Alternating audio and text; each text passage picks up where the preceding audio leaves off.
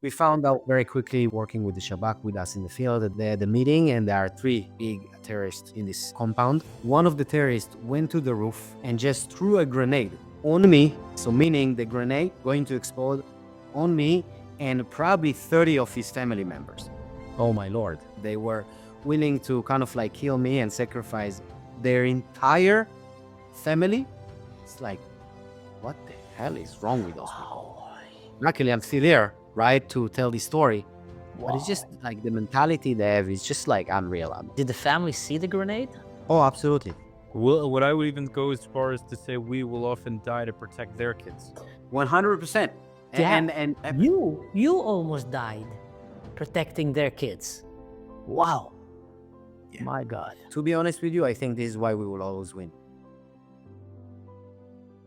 You know, on October 7, everybody saw that video where the people were stuck in that base, and then the Shayetet managed to break through the enemy lines and went and rescued the people that were hiding inside. And I remember very well, when they were knocking the door, shouting Shayetet, and I can just imagine probably the feel that these people who've been hiding inside with these hundreds, if not thousands of, Nukhba guys and Hamas guys, and probably the feeling that they felt. And also seeing a very unique kind of video of watching Shayetet fighters going from one room to another, clearing it one by one, fighting. It looked like something from a movie. How did you feel when you saw that as someone that came from that unit? That's very interesting to me. Very, very interesting that you mentioned specifically this operation, because the captain in charge in the field that day, in this Mutsav Sufa, by the way, the rescue, the soldiers in Mutsav Sufa, was one of my best friends from my team. He is still serving, and he's like, we are brothers. He actually came to visit me here in Miami with his family. So I know the full story of these operations, and I can tell you it was like really out of a movie. They took down more than 60 terrorists, Nukhba terrorists, fully equipped and ready and trained in this base. 660 terrorists in 2 hours. And was This there is any like, I losses never to heard their of side? something like Was there any what? losses to their side in that battle? Not in this battle, no. Just 6-0. few injuries. I mean, it's just then kind of like the nature of the beast. But like they took down 60 Nukhba Hamas terrorists 6-0. Shayetet from got from 10. military service. Wow. It- like it's just like unreal. This is I'm trying to think about when I saw 60 terrorists, like almost my entire No. None of us probably saw entire in like one service. time 60 terrorists. Yeah. The elite commando of Hamas also. That's like, wow. Yeah, and they were trained, fully geared, prepared. It was wild. Like, it just was nonstop like battlefield where it's like it's either you kill or get killed. Like one of those situations where it's like live, very, very real situation. I get There was every there was soldier in that particular mission came back with so many Yeah. called iksim on the neshek, kind of. oh yeah. They stopped 60. counting nearly. That was insane. That's the thing. October 7 was one of the peak modern warfare, kind of intense combat. Did you feel for a second like the urge, like you wished you were there with your brothers? Um, Good question. Yes, of course. I feel like, I mean, look, every person that lives in Israel cares about human lives. We prove to ourselves that if we stick together, we protect each other. They just did whatever they could to kind of like protect human lives. This is like, where do you make those type of peoples? Like, it's just amazing. Like the people actually did this for one yeah. another. It's like, you can't make this up. And your friend, you said you have children, he was married. 3 kids. He's like 4 years old. He was in fact starting October 7 and the 8 months following that. He was the highest Shayetet rank in the field whenever they went to operations, from the Shifa to, what we saw even following that with Lebanon and other operations. Obviously, everything was, crazy. He was in the thick of things. He knew exactly, sometimes when you go to operation, you're trying to keep some details classified even for the warriors, because you trying not to expose too much. Depends on the nature of, the operation, but that's in general, you're trying to classify the information as much as you can. But he was exposed to everything because he has to understand the why and the what, and then he comes up with the how. So that was, he's my hero. He's my teammate, my friend, and we served all. And I saw crazy stuff, but he was like just, uh, this is was a different, another level of craziness. So hearing a Navy SEAL saying, I saw crazy stuff, do you mind sharing with us something crazy that you remember seeing? So, in what I can say, I have a story. After Gilad Shalit kidnap, we went to Gaza. And Gaza, by the way, I think people need to know about it. This is Gaza is the most unique. And the reason why I'm saying it, in Gaza, it's the only place in the world when people hear they're shooting and they know there is something going on, they all run towards this event. Think about even, 9/11. What people did, they start run away from the buildings, just trying to evacuate the situation because you understand this is dangerous, this is not where you need to be.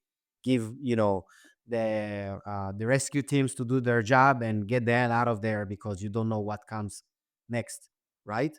Yeah. But Gaza, it's the only place where when you there is like something happens, everybody comes. So now the whole operation becomes so sophisticated and so complex because you don't want to hurt innocent people, right? But then also you want to keep yourself safe, right? You don't want someone, out of this population to shoot at you, and also you want to achieve the mission. So one of those times, we went to capture a big terrorist in one of those in his house. So we kind of like, it was not the middle of Gaza, but it was like a suburban house in Gaza. We found out very quickly with the Shabak, working with the Shabak with us in the field, that there are actually the meeting, and there are three big terrorists in this compound. The first thing we did, because there were like a lot of families in this building, we pulled everybody out. My job at this point was just to kind of like get everyone in the perimeter sitting with the back to the fence, just making sure nobody gets hurt and nobody does something stupid and hurts us. From So the I was Gazan like, civilians. the civilians, the family of the terrorist, basically, So you're right? watching over the family of the terrorists, making sure that they're not going to get hurt. Yes, and yes, right. I know it's crazy, but yeah, this is kind of your job right now, is to do your job, which is capture those terrorists and do no harm to anybody else. This is like your job, you just see it as, I need to get the bad guy and nobody else, pretty much, right? Now you can argue if they are involved or not, but that's not my job to determine that, right? So I was just standing next to them. And then what happened is one of the terrorists went to the roof and just threw a grenade on me, next to, and I'm talking about in the same like room space. So meaning the grenade going to explode on me and probably 30 of his family members. Like between us, the grenade lands kind of like between my legs, and I'm talking about, we're just like 10 feet distance, like 3 meters. It was like, I could talk with them. Like I was standing with them, right? They were sitting on the floor, and I stood kind of like with them. um, Luckily, I'm still here because the grenade did not explode. But there was like, oh my lord, it's just like, yeah, it's unbelievable. Listen, and it's sick to understand that they were willing to kind of like kill me and sacrifice their entire family. It's like, what the hell is wrong with those people? Wow. Luckily, I'm still here, right, to tell this story. But it's Wow. just like the mentality they have is just like unreal. I mean, I think Urdas, that's like, so important. What you just shared right now, it's so important for people to hear that today, about the mentality of many people. I'm not saying all, but many people in Gaza when it comes to how they value life and how they value death. And what do they see as more important than life, than their own family and children? Just a terrorist standing on a roof and throwing a grenade at you with all of his family around you. yeah. Did you see, like, did the family see the grenade? Oh, absolutely. I literally kicked this away. I was with my teammate. We were two there. We're looking at each other and saying, "What the hell just happened?" and like where this grenade just came from. But then we realized they threw it like from kind of like above the fence and from the roof. That's why we couldn't switch. Just kind of like threw it from the roof, and it's like we were looking at each other and just said, "All right, I guess we're still alive." And I just kicked the grenade, and that's it. Like, You know, I can't help to wonder. I can't help to wonder his wife, his children, I don't know what, who was there. After seeing that, what were they thinking? Like, did that make them change anyway? Did they see that, that they just realized that their father, their husband was about to kill them all? Did it make them change their ways, realize that this is not the way forward? This is not normal. Like, I'm a father.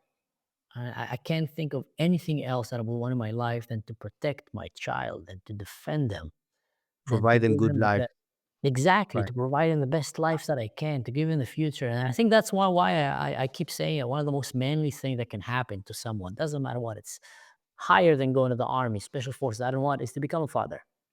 It brings another aspect to your life where you just, if you thought that you're willing to sacrifice your life for your country, for the people that you know, that you care for, once you have a child, your own blood, your own, it's you. That's a whole different thing. Mansoor, I think the biggest difference between us and them, you can argue. I mean, this is my personal opinion. We fight to protect life, and they do exactly the opposite. They fight to destroy life. I mean, how can you put even in the smallest risk your family just to take down one IDF soldier? Like, what is it? Will do you have a price for that? I mean, this is crazy, and we will die for our kids just to protect them, right? Well, what I would even go as far as to say we will often die to protect their kids. 100%. Yeah, And by the way, de facto, that's what happened. you almost died protecting their kids. Just like Rafi said, that's exactly it. You were watching over the family so they don't get hurt, and you almost paid your life. You exposed yourself there. Wow, Yeah. my God. But to be honest with you, I think this is why we will always win. We will always win. They have no value for life the way we do. They will never, so imagine you went to, I mean, this is maybe, so imagine, let's take this analogy. Let's say you go to play soccer with your friend or basketball, doesn't matter, right? Imagine that in the end of the game, nothing will be matters, meaning you won, lost, nothing happens, you go back home and that's it. As an opposed to go play basketball, but now you do debriefing with your team. What happened and how you could be better and how you can score more, more next time, and how the team can operate a little bit better and how you can win the next fight. So the point is, since this is their mentality, they kind of like don't care about lives. They don't care about anything. Whatever happens, whatever. And we do. We care. We have to get better because if not, we'll die. And we value life and we want to, we want to succeed. We want to do better in life. We want to provide our families. We want to, protect our people. Life is the Uh, most important thing, and you don't want to lose it. You cherish it so badly. Correct. And you work to achieve it.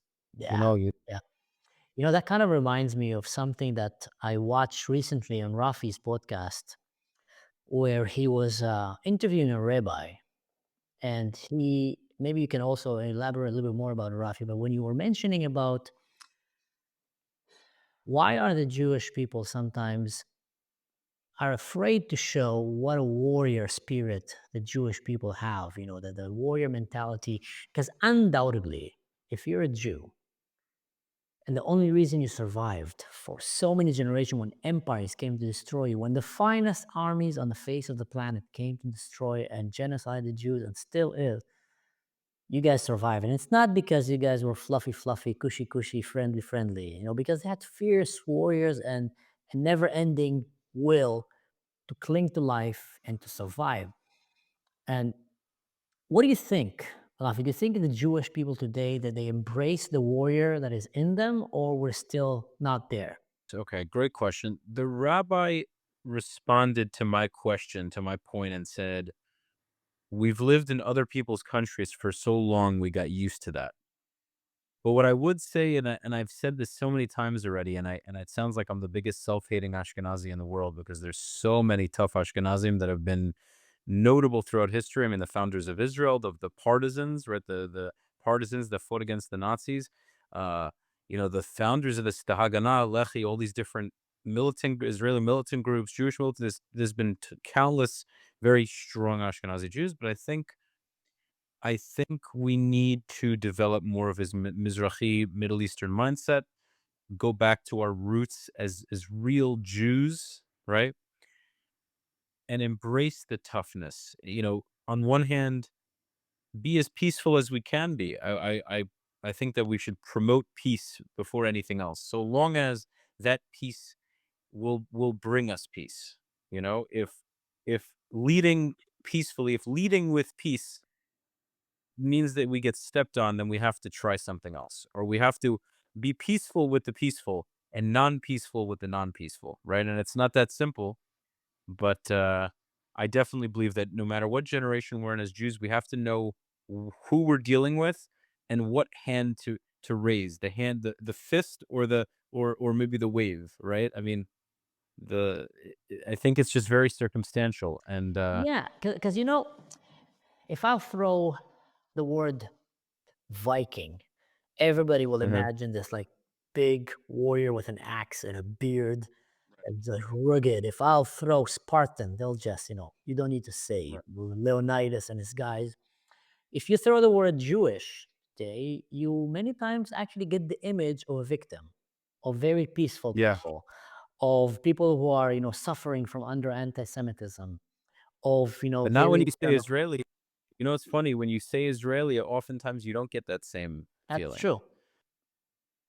That's When true. you think of a Jew, you think of a New York Jew. He's at a bagel store. He's either fat or he's really skinny. He has a hunch. He walks with scoliosis. He Woody can he doesn't Allen have kind of, yeah. walk straight. His mother's always complaining. So trying some But Yiddish word of oh my god, something like that. Shiksa, shiksa, yeah. I told you to get a dozen bagels. You only got me Yeah, yeah. six. Yeah, yeah, yeah, Oliver yeah. Izmir. Yeah, it's a Yeah, mentality it's a mentality that really has to go. Like, we have to get rid of the mentality. I have to get rid of it. It's not a yeah, good. because one of the boy the kid is saying in the comment, I'm sensitive to fish. It gives me gases. Boy, anything you're gonna put there, I'm gonna shame you on it just to keep you, on the loop. So, because one of the coolest stories, and it always went with me, when Masada, the last Mhm. stronghold of the Jews during the Mered Bar Kokhba, and it was considered one, if not the most toughest battle that the Roman Empire, one of their toughest battles was against the Jews. One of the bloodiest battle that the Romans have ever had was to conquer Jerusalem. They suffered one of the biggest losses ever. Unlucky for the Jews, lucky for the Romans, they were not engaged in other wars during that time, so they sent their biggest, best general, relocated him, told him, listen, we need you there. These guys are just fierce warriors. The Sicario, the Sichalim, the, the Pushim, they were fierce Jewish warriors that fought until the bitter end. And it was just known all around the realm that the Romans knew that they need to send their best soldiers to fight. And mentioning what you're mentioning, like I have a very dear friend of mine who's a former American Apache pilot, and he's an Israeli American. And he told me when he was in the training before he got deployed to Afghanistan, Iraq, and etc., working with all crazy stuff like CIA and you name it, like the Delta Force. One day the commander came and told him, Daniel, are you from Israel? And he said, yes, sir. And he turned around to all the other pilots and special forces and says, well, guys, if there's one army in the world that can give us a fight, one on one, it's probably Israel. The only one that can give us a proper fight. All the rest, there's way more better technology, training, ethics, and etc.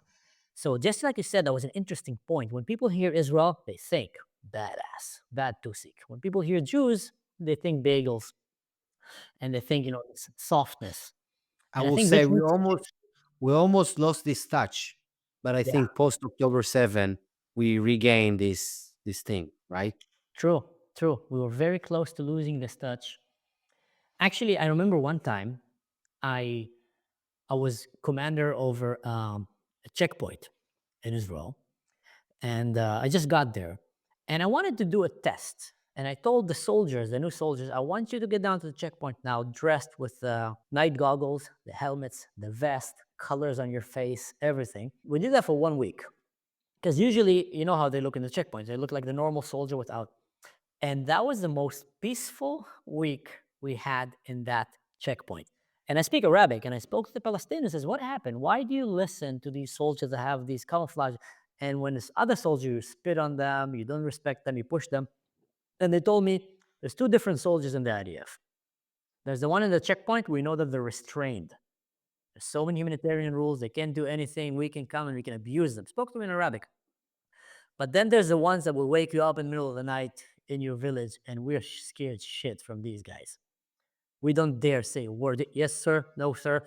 And that was the perception of that image. That's when I realized they literally see it, you know? They see the Navy SEAL, the commando, the Miftzait that will go in the middle of the night and arrest people in the village. And then they see the ones that are standing checkpoint and restrained. And the same thing I feel with the Jewish people in Israel. Around the world, a lot of anti-Semites allow themselves to try to bully Jews because they know they're very restrained. You know that they, very educated, very soft, maybe very peaceful, but they won't dare to mess with Israel. They're like, shit, Israel, the Mossad, we don't want to get. They hear the name, they run away. And when Yeah, you the still, Nazis are not gonna. You're not gonna have 50 Nazis get on a flight to Israel and start waving oh Nazi flags in no, Israel. no, oh no, definitely not. They'll just imagine they bump into like 50 Alsim in Jerusalem. No, you're not gonna They'll, have 50 you don't even Turkish need that. Uber drivers in Amsterdam going to Yeah. Israel to meet with Israel. But they will go in the streets of Amsterdam and they will bully Jews right, left, and center because they know. Very interesting. If you had a short time to prepare, for battle, for confrontation, what would be the first thing you do? Like you have minutes, hours, maybe. It's a good question. He's always ready. He's always ready. Who would agree? Um, Navy SEALs, they're always ready. I know it. I have friends. I know Lior long enough that he's always ready. I mean, look, I will start with just as a side note, 50% of solving a problem is knowing the problem. So I will gather as much as information as I can just to understand what I'm about to face. But once I do, I will probably do two things. One, I will prepare the equipment because I need my gear. I need the equipment to be ready. And then the second thing is probably the most important thing, and you can implement that to anything you do in life. Before you give presentation, before you go to a job interview, before you go to any competitive like space, anything that you want to kind of like succeed in doing something, and it's visualization. So kind of like guided imaginary situation where I will start to run scenarios in my head. And I think this is where people do not understand, but this is like a superpower when you're trying to like foresee what's going to happen and how you're going to react. And then because many of the times what you are thinking will actually happen. And so even if you're going to have, let's say, unexpected turns of event within like what you were kind of like prepared for, you will still have 50% of the solution already in your head.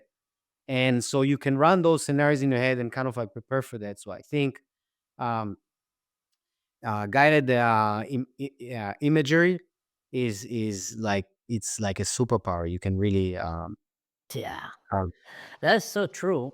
I remember one time I was in Ecuador and I was hiking there in South America with two friends from Israel.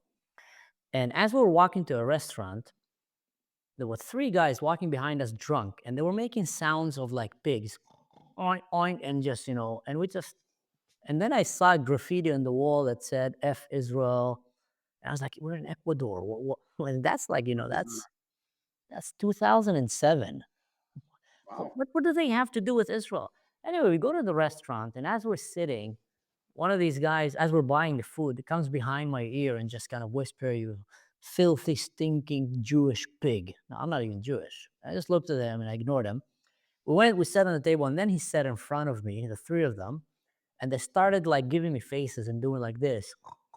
to me and I don't know what. And after a while, my friend was getting really annoyed. And I kind of grabbed my camera and says, "Can you do that again? You look very good as a pig." And they got so upset and they stood. And two of my friends, they froze. They were like a bit softer. I stood immediately and I was about to go and fight these three guys. And they actually got scared. My aggressiveness kind of scared them. My friends asked me later on, how did you not freeze? Why did you stand? And I says, because I envisioned already 5 scenarios that I'm kicking their asses. 5 different scenarios. First one, they were just next to the table. I would have kicked the table on them. There was an ashtray, broke someone's face with that ashtray, that glass into it. I had so many scenarios running in my head simultaneously of what would I do them to every scenario that they will try to bring. Now, of course, they didn't catch you by surprise, but that mentality you spoke, envisioning ahead, thinking ahead, gives you so much confidence because you're like living a little bit like in the future, kind of. You're running, and I think that was, your answer was spot on there. What's the best and worst part about being an IDF veteran, especially in America, I would say? What is the best part?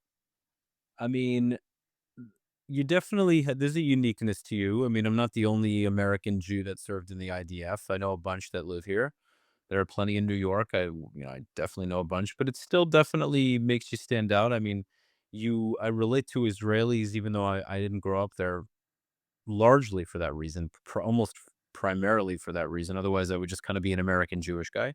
It really is just, it's an identity thing. I walk around every day and I kind of think it in the back of my mind. Like I said before, I think when you asked me something else, the downside is that it's hard to kind of remove myself from it. Now, I go about my day large amounts of the time not thinking about the army, but especially now that I have a podcast that's largely on my mind, it's a big topic of conversation. So since I started the podcast and really after October 7th, it's hard not to think about it. It's so often I keep being reminded of it. And so maybe I wouldn't say it's a downside. There's no downside to it, honestly. Hmm.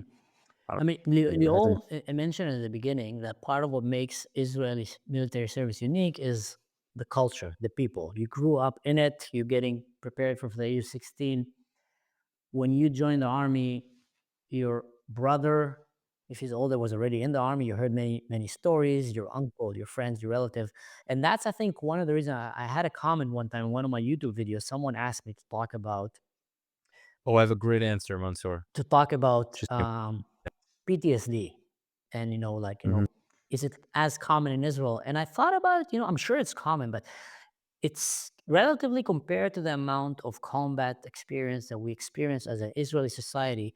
It's way less, at least to my feeling, than the Americans. I feel there's much more, and the reason because if you're an American, grew up in Ohio, and you were one day chasing butterflies in a hayfield, and the next day you're in Afghanistan, and you suddenly see Al Qaeda and the things that they're doing, radical Islam in your face, and you come back to America and then you go to visit the grave of your friend who died saving your life, and you see a bunch of protesters, leftists, purple hairs people going around and throwing things, and desecrating the graves and saying you guys are baby killers and I don't know what, and shaming him.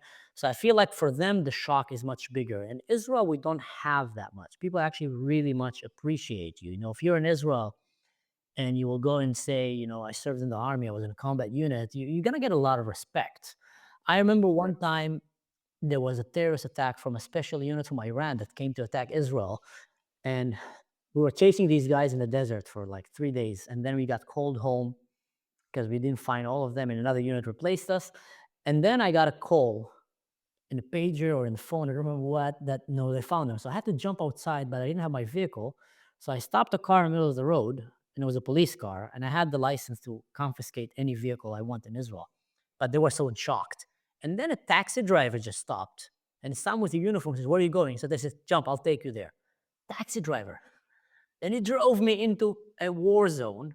And then I asked to pay him, and he almost, he yelled at me almost, says, "Shame on you. You asked me to take money from you for defending me. I would never do that. I won't live with myself if I do that. Thank you for what you're doing." And that is very much something you see in Israel, but I feel like you don't maybe see that too much in America. And if you're an American soldier, so if you're a Jewish Israeli soldier live in America, I wonder, like, how does that feel, and if you ever encounter it? But you were about to say something also, and I would like to hear that.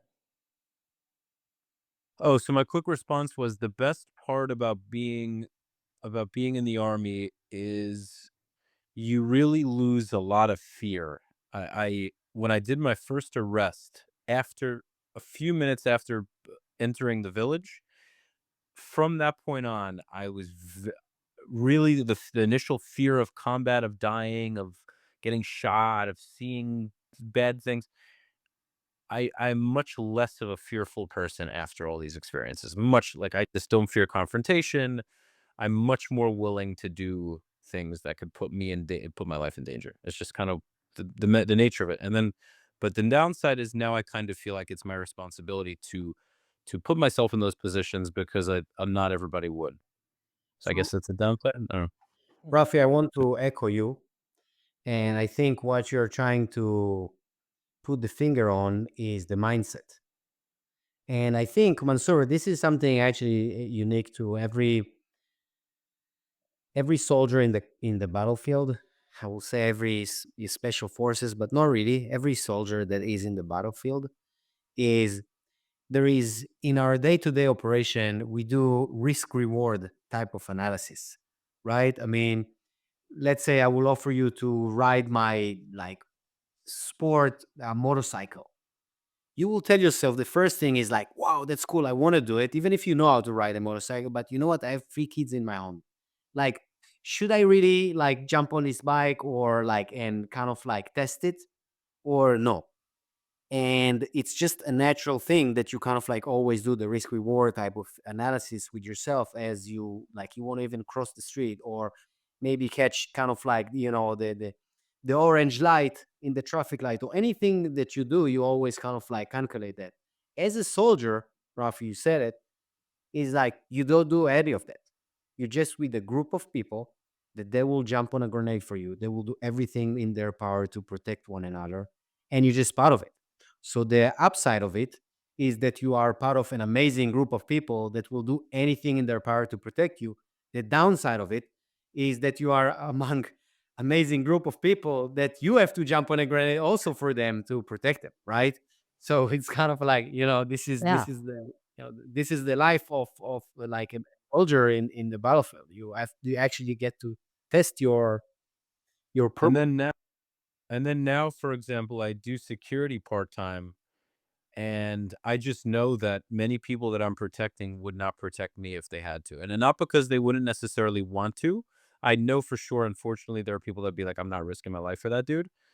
But most people just wouldn't do it out of fear. They wouldn't be willing to put their lives in danger because they've never been put in that situation. And so knowing that you have to risk your life for people that wouldn't do it for you, you do it anyway. You do it anyway. But of course, it's a little disappointing when you think about it, and you get to a point where you don't think about it. I know we're all in that. We all experience that. We all know this. And you acknowledge that's part of the job. That's part of the job you take on, and you do it with happiness. You know. Mansour, we talked about agree, Rafi. We talked about the culture and the environment, and this is exactly what Rafi is describing. Yeah. In Israel, it's less so. In Israel, people are more together in that sense. Most people have served in the military; they get it. You're more likely to be protected in that kind of scenario. Yeah. If a terrorist American Jewish neighborhood, you can't count on a lot of people to protect you because they're not going to know When what you to see do. these videos of a stabbing attack in a coffee shop in Israel, you'll see usually, the perpetrator will come and start stabbing, and the first reaction of the people will jump and start chasing him. And that is something very unique for Israel. And that is something also we saw on October 7th at the peak level, when the people who defended the country were civilians who left their wives and children, just went into the battle, went into the inferno, or units like, Navy SEALs, Shayetet and Shaldag, that were quick to respond and just went few against many and just went in regarding to their own safety and life to go and rescue people. And that is very different. Let's say, take it Ukraine, for example. In Ukraine, one of the first laws that they had to make as a country was to forbid the exit of military male age men from Ukraine because they didn't want men to run away. They wanted them to stay there and fight, even if they weren't forced into fight. And anyone who tries to run, either when they catch him, they actually send them to the front line. In Israel, they never had to make that rule. There was not a No, single. in Israel, you actually had a problem that you couldn't find a flight fly into Israel Yeah, because it was all fully booked. it was all fully booked. Israelis It's just amazing. went, and that's when we talked about this Jewish, this Israeli spirit of defending. I've seen that in Europe. I was sitting in a bar with a few parents, very good friends of mine, from the kindergarten, and I respect them. And they asked me, like, in October 7, what do you guys go fighting it? Because I told them I was trying to get as well. And my unit told me, don't come. Like, literally, we're inside right now. You can't really join us. And they told me, like, they looked at me and said, I would never risk my life for my country.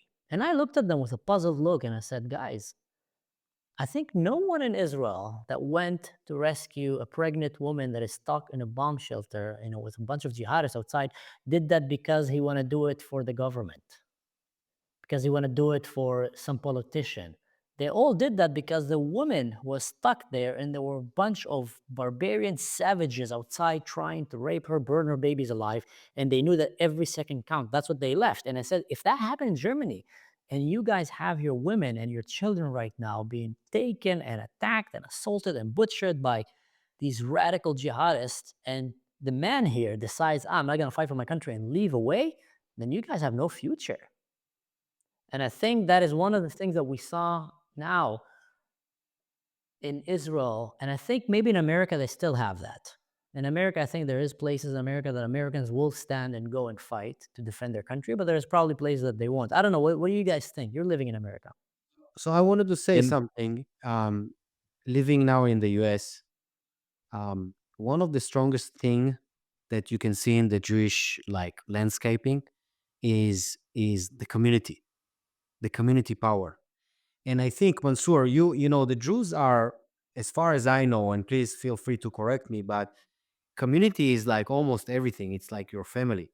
And this is something we managed as a society in Israel, not only the Jewish, but as a society in Israel, to kind of like import into our culture, our society, that community matters. I mean, if you know what, if right now you ride your vehicle in Israel in the highway and you will have a flat tire, I promise you, doesn't matter if you're Jews, Arab, Muslim, Jewish, Christian, whatever it is, within the next 5 or 10 vehicles, someone will pull on the side and will help you kind of like, right?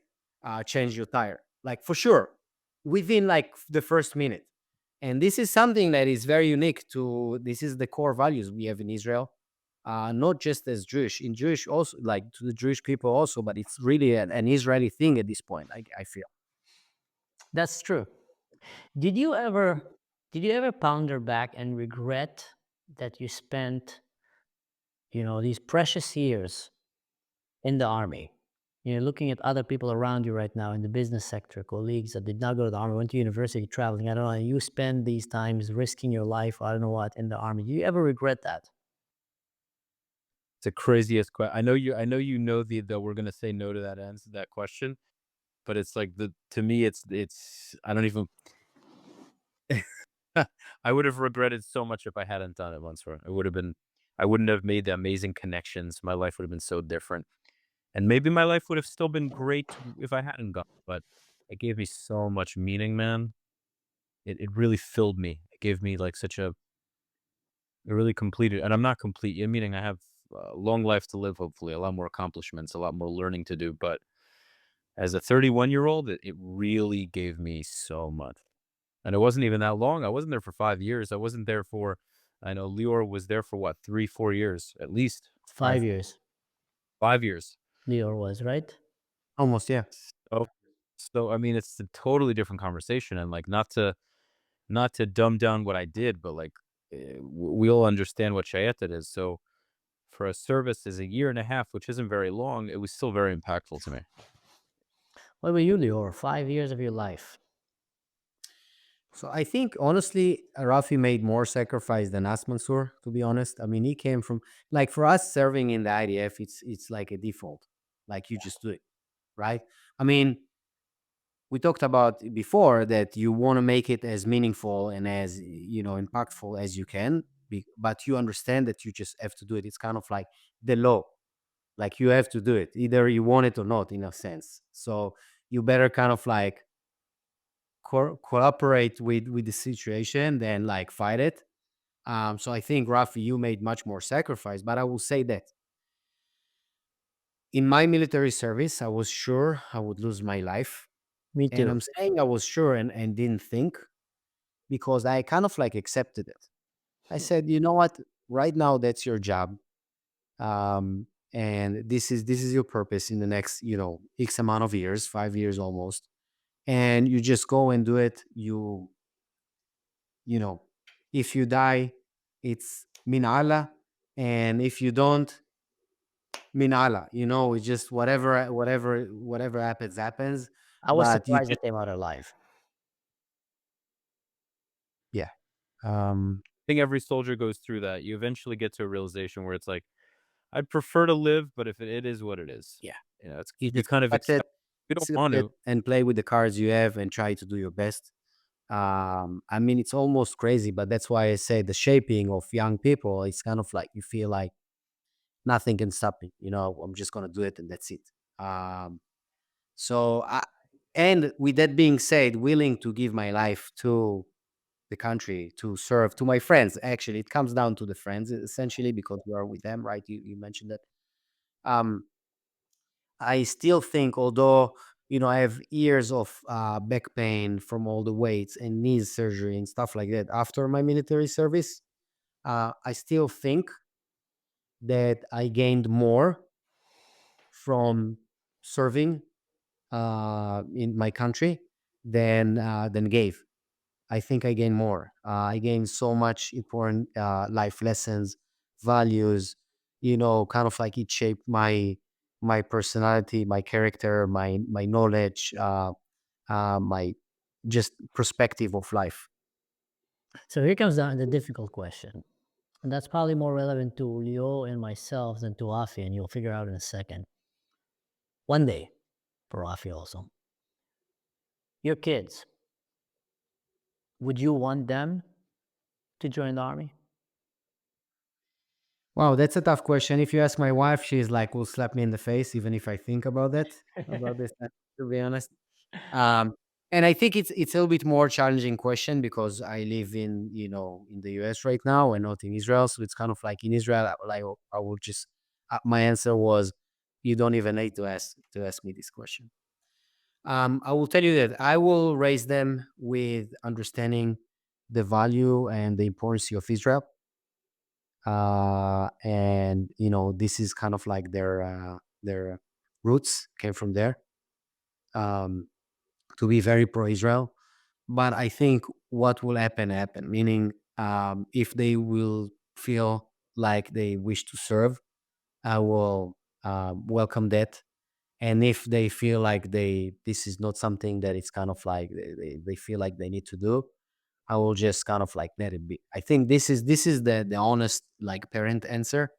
I mean, in some place in my heart, I really want them to do because, as I said, although I was willing to sacrifice my life, I gained more for serving than gave. Yeah. And so I know it's going to kind of like reshape them and make them like much better human being in every level. Tough question. Tough question. It's a tough question that, it's just hard to understand that question until you're a parent. Till you're a parent, that's when you saw it because you want the best for your kid and you think like, wow, it's a miracle I survived.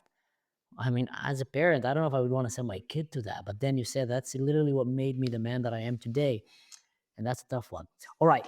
We're moving towards the end of the episode today. And I have what I call the rapid fire questions, the rapid questions. So I'm going to ask them and you need to answer quickly. Whoever answered first, go with it. The other one, if you have something to add, can just add to it. It's like a talk show. It's like a fun one. Whoever presses the red button, pretty much. Yes. One of yes. us has to. Okay, you ready? Best weapon you ever used? A M4 for best weapon I ever used. The I would say the Mag. Most fun is the Mag. That's the The most MUG, fun, the but heavy machine gun.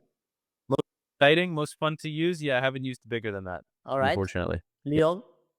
I will say my mind, but honestly, Glock. Good answer. Good answer. All right. All right. Mine was actually a grenade launcher, a grenade pistol. We were going into battle, and that was round two, fighting against like a special unit from Iran.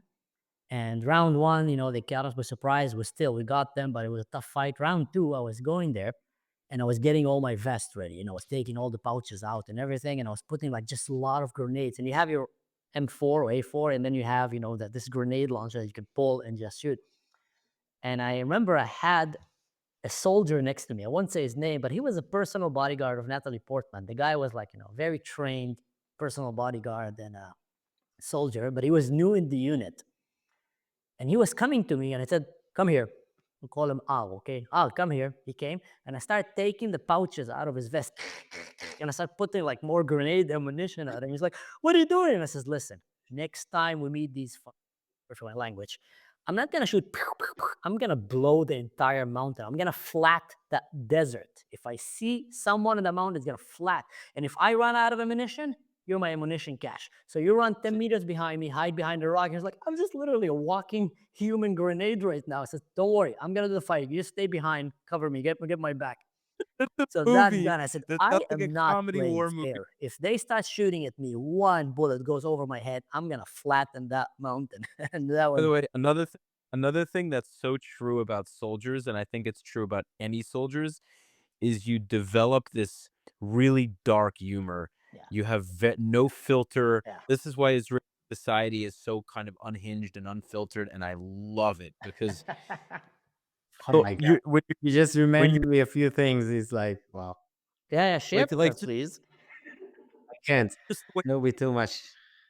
yeah, All I right. mean, okay, I will say that. I will say that in the SEALs, okay, most of the time you are like under stress and your body temperature is in like as low as it can get to still be, stay alive pretty much. And then they give you just several minutes to go take a shower. And there are not enough showers to everyone. And everyone is like, in hypothermia situation. So we all get into the under the shower together. This is like, someone that will look at that from the outside will absolutely say, guys, whatever you do here, it's very wrong. Yeah, like Funny you don't. story about that is I can't believe I'm about to say that online. I probably shouldn't. Probably shouldn't. do it. Oh shit, man. I'm gonna regret that big time. Oh man. Well, I can take it out in the edit later if I want to want it. We were doing counterterrorism training in the Adam facility. It was our team and the Shayetet team of trainees. We were already veterans. And they were right behind us. And we went inside and we had this like professional MMA fighter who was a Latal instructor, who's just a savage, cage fighter. And he was just beating the living hell out of us, literally beating the crap. And he used to like to take me as an example because I wasn't the biggest guy or the strongest guy, by far not. But I was flexible enough and durable enough to not break. So he liked it. He can like play with me. So every time he called Mansour, come here and just demonstrate. Like Mansour, Krav Maga, proper, like deadly, the dirtiest. Mansour, come here. Okay, guys, listen, that's a good trick for Krav Maga. If someone is standing in front of you in the street and you feel he's about to fight, what you do is, and he spat in my face. And I did like this, and then he kicked me in my balls, and then he in my neck, and he grabs me, and while put me down and keep talking like nothing happened. And my team, bunch of assholes, like, sir, can you do that again? I didn't see. And like this. Combination again. Yeah. And then came the crazy part. And that's the part that I can't believe I'm about to share. He came in and said, there's something called blood choke. When you're choking someone and you lock it on his neck and you lock it behind his head. And if you pressure 7 seconds, that person, fades out. 14 seconds, he's probably dead. That's like, give or take. So if someone grabs you in a blood choke, you don't have much time. You don't have much time, and he's behind you, and you're probably done. So he came and said, Mansour, come here. And I came. I was like, shit. Then he says, I'm going to demonstrate blood choke and one of the good ways to get out of it. And he comes and says, Mansour, don't be shocked too much, but it's very important, guys. You're going to save life. And I was looking at my friends, and we're all looking at each other like, this is the first time that he says, don't be shocked. Like up until now, well, that was not shocking enough. Like, what are you going to do to me? You're going to pluck my eye out? So he comes and he says, choke me. So I go behind him, I choke him. He grabbed his finger and he shoved it up my bum. And my reaction was like this, and then he popped into my nose, and then boom, kneed me, and I'm on the ground again. He says, no one is expecting a finger up his ass. And I was like, what the F? This guy's insane. So anyway, here's the funny story about the Navy SEALs. They're waiting outside. And they've been waiting for half an hour already, not speaking because they're trainees. So they're standing like this, and they're not blinking, not looking right and left because any second they can just kick them out of the unit, you know? So they're really disciplined. And then we go outside, me and all my friends coming, because my friends laughed, and he says, "What are you laughing? Now all of you do it to each other." And they're like, "What?" And we ended up, doing that survival blood choke, finger trick. So after that, we're all coming out like broken men, looking at each other, says, "We're never gonna talk about this again. They're gonna kill me." They're like this. We're never mentioning it again. It's not coming out of here. Walking, and we're all like literally broken shadows of ourselves walking, and we see these Navy SEALs standing outside, and all my guys just ignore them walking in, and I come in, I stand there, and I do my hand like this in front of them. I like joke, and they're like not looking, and I'm like, and they're just not looking at me, literally ignoring me, very disciplined.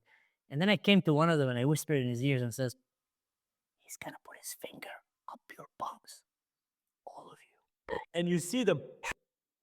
And then the guy comes in, "Suprema," and they're like, 2 hours later, you see them walking down like this outside, and I was just dragging. So yeah, anyway, another question, fire question. Most ridiculous thing you carried into battle? I don't know if it's ridiculous, but I had a lollipop kit. And the Oh, yeah, lollipop kit, so this is serious, was not for us. It was for the kids of whoever we capture. Wow. Yeah. Crazy. Crazy. Rafi? craziest thing. Ridiculous thing. Did I carry anything ridiculous? Just a really big knife. Other than that, no. The only thing I carried into any of these things was a dog sometimes, because the lochamot in Okets, the girls, we usually would go with sometimes guys, but a lot of the time two Okets girls, Mm-hmm. the dog unit. People Oh, yeah. listening, the Something they carry dog them in a unit. backpack on your shoulder. They were in Kfir. Now they're not even a part of Kfir anymore, I don't think, but they were part of Kfir when I was there. And so we would usually be accompanied with two of them, and so oftentimes there were fences. Sometimes the fences were taller, sometimes shorter, but on multiple occasions, especially if we went into the same village many times, just so the dog didn't get cut on the fence, I would carry the dog over the fence. So I guess that's the only thing I can think of. Otherwise, I carried pretty normal shit. I mean, My flashbang most grenades. sorry, what? No, I didn't get nothing out of the ordinary, really. All right, knife is pretty normal, yeah. My most ridiculous thing was a DVD that I bought of a musical that I watched in a weekend because I really wanted to show my soldier a musical in English called The Covenant. And when we finally got a chance and we had a beamer or something, I played it on the wall for them. And all my soldiers were just looking at me like I lost my mind. Imagine like, a Mary Poppins musical, and I'm just forcing them all to watch it because I felt that was so educational. But I literally carry that DVD with me entire mission so I can have them watch a musical. I do want to show you the thing, though.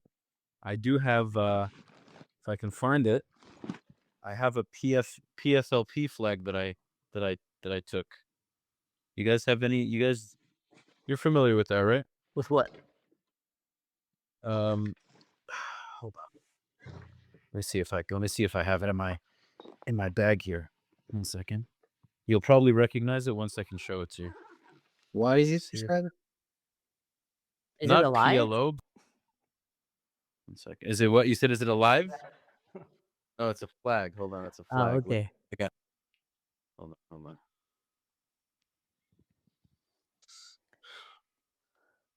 Does it look familiar?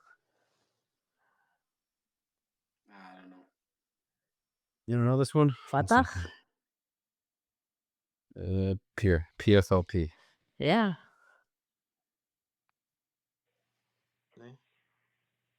Palestinian Liberation. FD. What's Fighters. What is FD? What? Fighters what's PSLP? fighting for democracy. Yeah, exactly. Democracy. Other best unit in the IDF, in your eyes? Other best unit? Matkal or Shaldag? To be honest, Mansour, after October 7, I'll give it to any soldier that was in Gaza Strip with with a weapon. I mean, the things they face, the smells, the you know the sights, the situations, the pressure. I mean, we're talking about the biggest heroes of our generation. Ah, big time. The TikTok generation humbled us all. 100%. It's humbled us all. But other than that beautiful answer that you just gave us, So the second best unit. I mean, if I judge based on the like my knowledge and war and everything, probably I will give it to Sheldag. Um, Sheldag or 669, so Sheldag or 669. You know, look, Sayed Matkal is as good as it can get, as good as Shayetet. So, but the difference is between Shayetet and Matkal is Shayetet is like an offensive unit, and Matkal is like like part of the intelligent intelligence gathering. skills. So whatever they do, it's kind of like nobody knows. It's amazing. It's like out of a movie. But the Shaldag is kind of like an hybrid of that, and we saw with the mission Oh in my god. Syria, which was like, what the hell they Yeah. just did, Sick. right? This is I like also love seeing Anyone that I comes to my love world was seeing just that. looking at it like, it's what the it's heck? It was purely such a sexy video, just them walking through the facility with all their gear, and they look so legitimate. Oh, that, as far as I understand, that falls under top five most prestigious operations ever conducted by Israel forces. By the way, the hostages. Remember that in Gaza when they kind of like went during the day, they went like with heavy forces, the Shabak, the Mistaravim, right, the Fauda teams that they rescued the hostages. That was also part of like top five. I know because the Shayetet were there too, and I mean, as far as like what they could share, there was like unreal.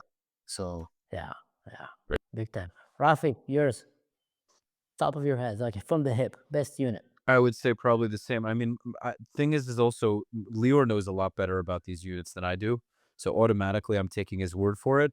I just have my speculations. I mean, Shayetet and Matkal to me are the best. I mean, Shayetet, Matkal, and Shaldag, but it's tough to say for me. I always thought of Matkal as number one, and then right underneath Shaldag and Shayetet, but that was just my thought. That's just kind of what I've been taught to think and what I understand. But you know, I Lior's opinion on the matter. I kind of I trust his opinion on this sort of thing. expert-ish in Yeah, this yeah. case. Really. I would say actually Yamam. I know it's not exactly IDF, but I would say all of these units are top tier, and just Yamam kind of took the best from these units in some aspect and just brought it to a whole new level. Yamam will probably not be as good as Shayetet if you will tell them right now, you need to get to that country, cross the ocean, climb the mountain, get the job done. It'll probably get lost in navigation. You know, maybe some of them will know, the one that were in the Shayetet or Shaldag, but if you take them, drop them now in Alcatraz, and drop any other unit with them on the other side of Alcatraz and tell them go, 10 out of 10, I will say your mom will finish the job, and the other unit, no one is going to be alive.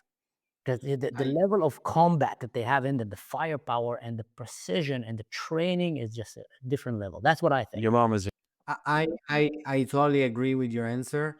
They're probably the most professional unit, and I'm saying it because they're specialized in very specific like field, and more so once you finish your military service, either Shayetet, Sayeret Matkal, Shodag, all the other amazing units that I can start, throwing out to the air.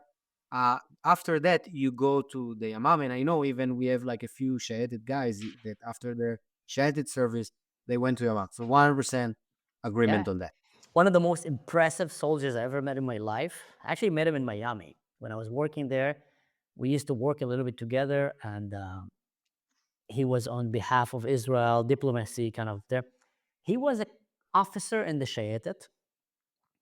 He invited me to a barbecue in his house, and it looked like how you'd imagine a Shayetet guy, like literally buffed, even though he was over 40, just like just muscles, but like fire buffed, not just because he went to the gym. Officer in the Shayetet, and then he went and became an officer in Yamam, and then he went and became an officer in Yamas. So he was just, in my book, a universal soldier. Like that guy had it all in him. But yeah, that's crazy. Roy is asking the question here: worst punishment you ever got from your commander? Oh my lord. I actually didn't really get. I was pretty. I came older and I was very I wasn't a tzov, as they say. Like I knew how to get out of the right things, like stupid, like washing dishes. I would sit I would sit in the bathroom with for tapash. We had that. You guys probably didn't even have that sort of thing. You guys didn't have to deal with any of that nonsense. But we had to do in parts of even service on base. We had to deal with shtifat kelim, just like washing dishes. And And so, a lot of the time I would avoid it by just hiding in the bathroom stall and like putting my feet on the toilet, putting my legs on the toilet. And so this way this way nobody they would try to find, people would wonder where I was, but I would just quietly sit there for an hour, not making a sound. you're trained to become sneaky. That's good in the army. You were training your growth streak on, skills. Fair So enough. I respect that. I did what I got to do. I just did not want to do it, and I wanted to, I was like, I don't want to deal with this bullshit. I mean, I definitely did it, but anyway.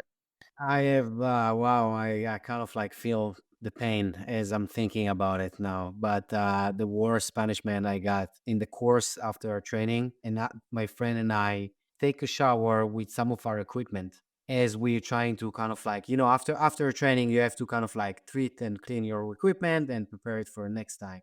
So as we took a shower, we took some of the equipment which is like completely waterproof, so nothing, so we just did this as we took a shower, trying to expedite things. And then our madrichim, our captains, saw that and thought it was very inappropriate. I mean, I don't know today, until today, I don't know why, but whatever.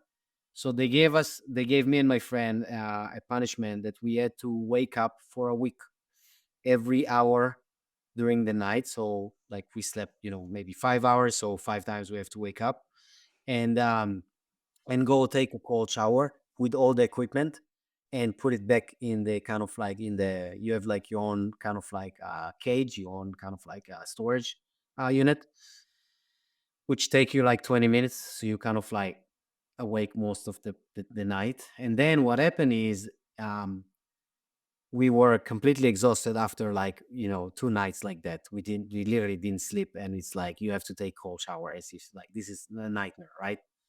And then they decided to that whoever does something not like good enough is has to do it again and again.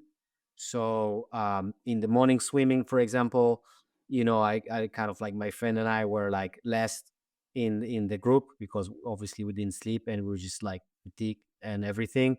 So we had to do it like 5 more times. So basically the whole week was like the pressure week, the hell week. It was like another hell week that we had. And it's just like all my team and my friend, like every time when we went to lunch, we had all the punishments to kind of like um do. And they prepare us like plates with food, and like they knew like the beds, they make our beds already because to help us to get a bit more time to sleep. But this was like for sure the most painful week I ever had in my life. Mine was, we were having a classroom where we were studying about other militaries' equipment and weaponry, and that was during training. And I had to go to the bathroom, so I got out of the class, walked out of the door, and I forgot my weapon under the chair. So that's like 3 meters behind me. But then I saw the officer was sitting and flirting with the Moshaki Tash with another girl somewhere, Oh, and I wasn't sure if he saw me or not. And I went back in, grabbed my weapon, went back out, and it's like, if he saw me look at and I don't say I'm out, they kick me out of the unit. And I was like, to be honest, to be loyal, okay. So I just walked to him, and he's like flirting with that, hot chick. And obviously, he probably doesn't want to be bothered by this, like, dumb soldier. I was like, excuse me, sir. It's like looking at me like with a look like, what are you doing? And I'm like, I want to report something. It's like, what? And the girl is like rolling her eyes, and I'm like, I left my weapon about 2 meters away from me, and I just want you to know. And he just looked at me like, are you stupid? And I like, And then he tells me like, okay, so what do you think you should? What do you think should happen? And I said like, maybe I should stay in the base for Shabbat. I said, okay, you got it. And that was the week that we're planning to do a big party in Tel Aviv with all the team. And then I went and it's just like, did I just give myself a Shabbat? And everybody went to party, and I stayed there in the base, like literally sitting there by myself. And I I had some That's similar, but magical. they That didn't. is magical. That's like that's a different level. I've never I had the same case, same scenario, by the way, with my magazine, not the weapon. Yeah. I came forward exactly like you. Luckily, they didn't do me anything because I was honest. I don't know why. No, he Luckily, probably would have not done anything, but I just gave myself a Shabbat. yeah. You know, that was like a next level. Oh my God. Yeah, I see Rafi is like looking like, what are you guys talking about in Kfir? They But you won't will. do that. Yeah, you come forward even when you don't want. we had very Worst food different you ever ate in the experiences. army? I think we all have the same answer. Worst food. Loof. Just a lot of the canned shit. Worst food, worst food, worst food. Uh I don't know, man. I ate everything. I just fucking ate everything. Not loof? You talking about the kilo the leaves? Spam. The grape leaf? Yeah. No, spam, just like, meat.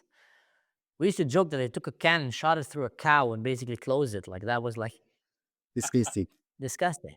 Disgusting. Anyway, Rafi is obviously have a different diet than ours. Biggest myth about special forces in the IDF. I think what we see in the movie, like Rambo and stuff, it's about a team. It's not about one individual. Yeah. You can achieve anything without difference. So I that's was the about to biggest say thing. Zohan. Oh yeah. Same answer, basically. I wish they had a Yeah. Druzy version of Zohan. That would be fantastic. That will be fantastic. Yeah. I've Such met a a few. Baron coin like a Druze. That will be hysterical. You just see it Yeah, starts that, off in like a beautiful morning in Daliat al Carmel. Just a young Druzy boy. He gets, he walks out of the house with a coffee and a cigarette. He's like 12 years old. brushing his teeth with vine leaves. Yeah. Showering with falafel, kind of scrubbing himself. Like Yeah, Lior Raz. exactly. Lior Raz is the actor. I mean, they should have a Druzy actor. You should be the actor, but Yeah. I'm Uh, voting. biggest myth about Kfir? biggest myth about Kfir. I think some people dumb it down. Like I think some people like to say that because Kfir didn't go to war for a while and they're a newer unit, so some people kind of shit on us. But we also get a lot of respect, especially in the West Bank. So I don't know. Biggest myths. Tough to say.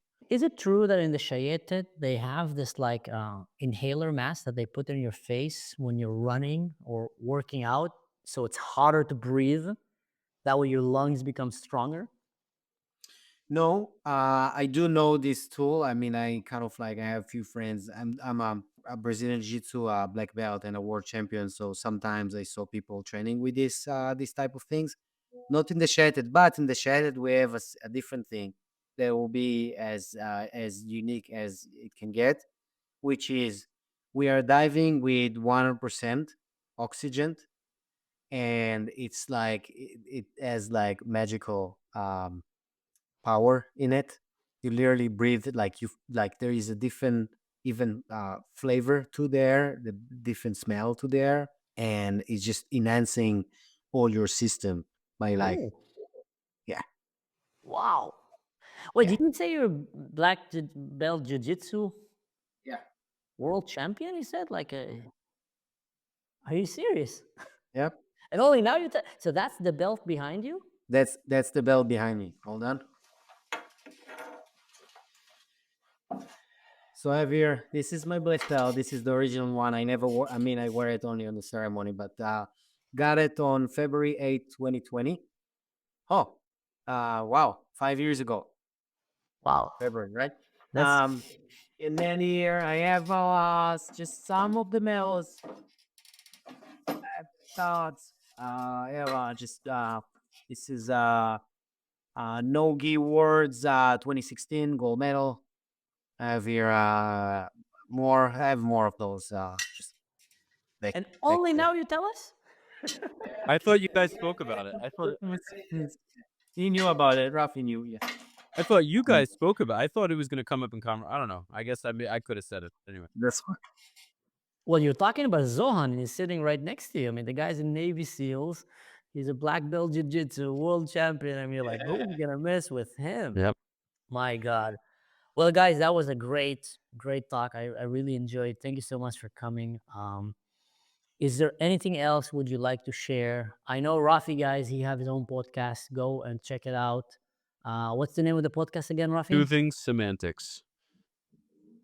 How? Soothing semantics. Soothing semantics. Yes. All right. I'll also make that handle in the beginning of the video so people can go and find you. Go check him out. Have a fascinating podcast. Lior was a guest there for, I think, 2 episodes. Yes. If you want to know more about that. But if you have anything else that you would like to share with the people back home, One thing I want people to take from maybe special forces, Shayetet, two things: anti-procrastination and discipline. And that anti-procrastination, my captain Rafi heard it before. My captain used to say, if you can do something today or do something tomorrow, do it today so tomorrow you can do something else. And discipline is the ability to say no for things that do not serve your goals. So, for example, if you want to be, gain muscle, very fit, whatever it is, then you see the candies, the chukulukim, right in front of you. Don't touch it. You need the discipline, but it's a powerful thing to be able to say no for things that you see now. And even if you want it at this moment and you know it's not going to serve you, I think this is, I'm doing a little bit leadership consultation, and those are the two main things: to have this mindset for just get shit done, and it's okay, and you have to have these guts to say no for things that are not good for you. powerful. How can people find your leadership course? Is it online or you do it one-on-one or with a Yeah, they team? can reach out to me. I have a website, liorofirusa.com. As simple as it can get, my name and USA. Can reach out to me. I do a lot of volunteering work in this space. The main thing for me is just to see that whatever I do can impact and help the people that I'm going to help with. Otherwise, I don't want to do something that is not like very robust and very impactful. But I have a lot of people, in the US here, reaching out to me. Hey, listen, I want to go to be a lone soldier in Israel. How can I train? What I can do? I want to serve in the Shayetet too. Like, what, how do you recommend me to prepare? And I'm like taking my time explaining them. um and also more for professionals, for business people, whenever they need any tip or any something with their team. I would recommend, guys, anyone who's watching this, go check it out. I would have gone and done it if I was there right now. And maybe we should do one day another episode just talking maybe about the whole process of what you think is a training to become an Israeli Navy SEALs and the empowerment and stuff like that. I find this fascinating. Rafi, anything you want to share with the world? Well, first of all, thank you so much for having me, and my apologies for the quality not being great up until maybe a half hour in. But I'm glad we We all will think about forgiving you. We're still thinking about it. listen. Listen, we'll have to. I'll send your family some kanafa or something. Once you join the podcast, you did very good job, I would say that. Yes, once you Once I join. actually get involved, Jewish pride always comes to mind. I mean, there's already so much that was said. I don't feel there's too much else that I kind of need to say, or I mean, I don't. I've kind of said my piece. I really love this episode. I think it was very impactful. I think it gave whoever wants to join the IDF a lot to work with, and they can reach out to all of us, one of us, some of us, whatever works. And I think it's just great for giving people perspective on what Israel is fighting for, what Jews and non-Jews, what all Israelis are fighting for, and the need for good to win over evil. I think it's very, very, very important, and I think we're doing our part further. Amen. And people back home, to listen to that, go and check Kfir's Instagram, his business Raf, Raf. relators, stuff like My name that. is Rafi, why did I say Kfir? Yeah, exactly. Check the email. Yeah, exactly. And to finish with one word of wisdom, which I try to do in the end of my episode, I'm going to connect it directly to what Lior here said. Coming from the world of psychology, exactly what he said about discipline. In your brain, the reason that everybody says, I want to start working out, but then they say, but tomorrow I'm going to go to the gym and today I'm going to eat the chocolate. And then tomorrow comes, and again, tomorrow I'm going to go. And the reason for that, from psychological perspective, and I studied psychology, part of my training to be a negotiator and etc. Imagine you have a cockpit in your brain and you are the captain, and then you have two advisors: chief officer discipline or health and chief officer fun. The problem is, look at the firecrackers. The problem is that chief officer fun, his room is right next to the cockpit. So you just need to get out of the door, come, open the door at you, it just flip-flops in the morning and tell you what to do. Chief officer discipline is living very far downstairs. You need to go climb the stairs, grab an elevator and go. So whenever you are tempted by a decision that is instant pleasure compared to strategic long-term, something that is healthy for you, the instant pleasure will always reach your brain faster. Best example, in the military, when you are, especially in the special forces, when you are waking up in the morning, if they would have had the bell to quit my unit right next to my pillow, I would have probably quit the unit 100 times. But if they would have put the bell 2 meters away from my bed, I would have never quit because I already got up. In that moment, you don't want to get out of bed, but you should get out of bed, obviously. But Chief Officer Fun just reaches faster and gives advices. So if you understand that, you start realizing, telling Chief Officer Fun, wait a second, buddy, let's wait for Chief Officer Logic to come in the room and let's see what he has to say. And then you can choose, because fun is not bad, but usually logic will take you longer than just fun. And that is discipline, that is understanding what's better for your life in the future, and et cetera, and et cetera. So that was just a word of wisdom from the world of psychology here. Thank you so much, guys, for coming. Thank you so much, Lior. Thank you so much, Rafi, aka as Kfir from now on, Right. or aka as a podcast boomer. It was a pleasure, guys. And until next time, stay safe.